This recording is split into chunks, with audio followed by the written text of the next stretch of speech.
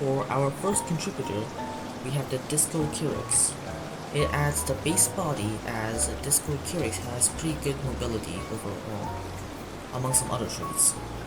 The neck vertebrae and skull of Discochirix is really good at headbutting, with the skull being thick and the cervical vertebrae being able to absorb a lot of force. The neck still retains articulation though. These traits would be good for impact absorbing and also durability. For other things, it also gives the ossicone, which is round and dome-like, helping with headbutting. For our second contributor, we have the giraffe. The skin patches of the giraffe does more than just camo, but also has a network of blood vessels under to cool down the animal like a radiator. Better kicking is added with the addition of strong leg muscles and the back hooves. Resistance to sharp objects in the mouth is also proven crucial. The lips and mouth lining is durable enough to shrug off most thorns, and the thick saliva is good too as it helps protect the mouth from spikes, and is also antiseptic.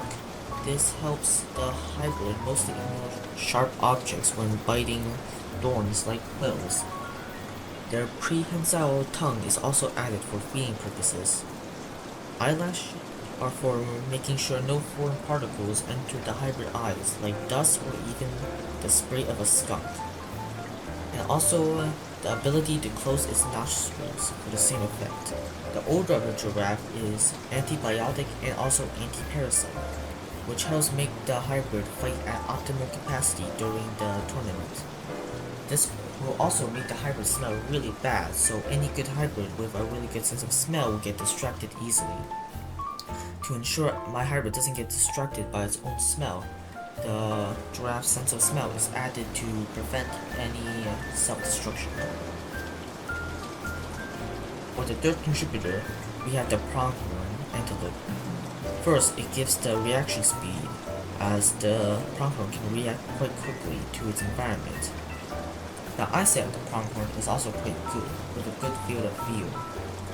Of course, the pronghorn also gives the endurance, as pronghorns have high mitochondrial number, high VO2 max, larger lungs and windpipe, plus a ribcage size increase, and a strong cardiovascular system. The skeleton is also made lighter without sacrificing any strength, plus making the third and fourth metacarpals and metatarsals views for leverage and greater speed.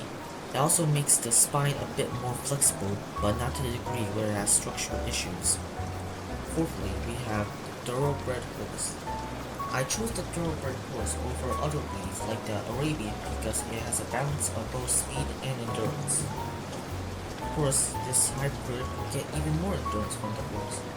With the spleen holding a bunch of oxygenated blood, the frog part of the hooves are added to the giraffe hooves because as the hybrid strides, the frog part will help send blood back to the heart for better endurance. Sweat glands will be placed everywhere except for the places with armor. The sweat glands have laterin, which helps spread the sweat evenly for evaporation cooling. The breathing synced with the strides for maximum oxygen intake. Better aerobic energy production is also crucial. The sinews in the horse's legs are elastic, which helps with storing energy and releasing energy per stride. This helps with endurance, speed, and agility. The kick reflex is also pretty special as it helps my hybrid kick faster. For the fifth contributor, we have Deinotherium, specifically the larger species of Deinotherium. It of course gives size increase. This makes the skeleton thicker and the limbs being straighter. The front hooves are replaced with feet pads for better shock absorption and also for a future purpose you see later on. Secondly, the robustness is also present. It makes the sinews stronger, adds stronger neck muscles, the thick impact absorbing skin. It makes the body of the Discochirix like the body of the Deinotherium by adding girth or weight bearing while still not being sluggish. The mobility is improved upon too by the instinct to use the head to turn faster, the movement gait, then we have some more endurance traits, such as the hair that draws the heat away from the body, the ears moving down, the skin texture to make sure the water stays on the body for evaporation cooling. more sensory capabilities such as vibration sensing and hearing, and as well as intelligence.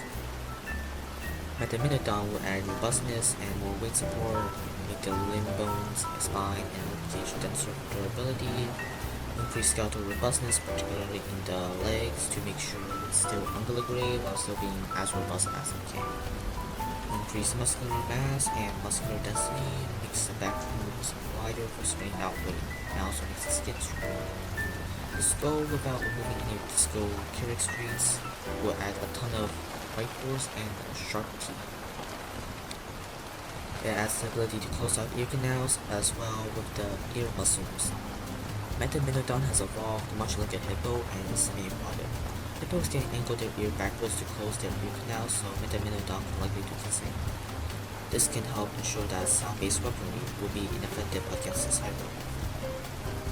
Now on the seventh contributor, which name I cannot pronounce. It is pronounced like Eomellivora, which I'm just gonna call EO. It makes the bite even deadlier by making the lower jaw more robust, make the touch sharper, add incisors, and just improve upon the satchel just a bit, as well as the grip of the bite as well, using the jaw-locking mechanism in the skull of EO. It makes the arms more mobile and stronger, with the claws on the front limbs for massive damage. Makes the skin looser so other hybrids will have a hard time getting a good hold on the hybrid. The skin on the neck is especially flexible for the best skin-based armor possible without any osteoderms or scales. Toxin resistance, as EO is a close relative of the honey badger, pain resistance, and fearlessness. On to number 8, we have the Deinotherium, I think that's how you pronounce it. The tail with the tail glove for reach, armor breaking. It'll help the hybrid defeat large hybrids, ensure a range advantage, and counter heavily armored opponents. Even if the other enemies might have a tail glove or two, two. This hybrid will have a longer tail glove considering it's usually probably bigger. Of course, as an armadillo, we're gonna take the armor as well. And Deinotherium has pretty good coverage and durability, having armor at the back, tail, head, and other parts of the limbs, along with the flanks. In the case of the hybrid, the head armor is only on the snout, but the ossicle isn't protecting the head. It's just less redundant that way. The tail armor is also slightly reduced, considering the tail is a major weak point. Glyptodons actually have smaller osteoderms embedded in the skin, minus the skin on the underbelly, for defense. We'll also add the fur of Deinotherium on the neck because that area doesn't have osteoderms or anything. A lower center of gravity will help the hybrid not get pushed around by larger hybrids. Healthy Phyllis will add armor flexibility as the armor is segmented and flexible, increase the coverage of the armor to the neck a little bit, and also the horns for new form of weaponry on the hybrid. Now on the stats of the hybrid.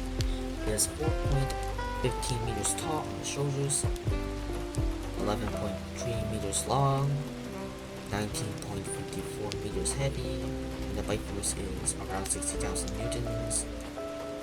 The speed at the best condition, 22.7 mph or a little bit higher. The normal top speed will be 18.5 mph. The top sustained speed will be 12.88 mph if you want to know. Now, with all the genome and stats out of the way, I can finally show you the name and design of the hybrid. Behold, Fortis Behemoth Shakai, Shaka Steadfast Behemoth, or otherwise known as Ikwa. It is a faintly Zulu-themed hybrid. I say faintly because it honestly doesn't have much in common. His personality is that he is brutally cunning. Wait, no, he is cunningly brutal. Or both? I know it's confusing. But when he's not fighting, he's pretty chill, almost lazy.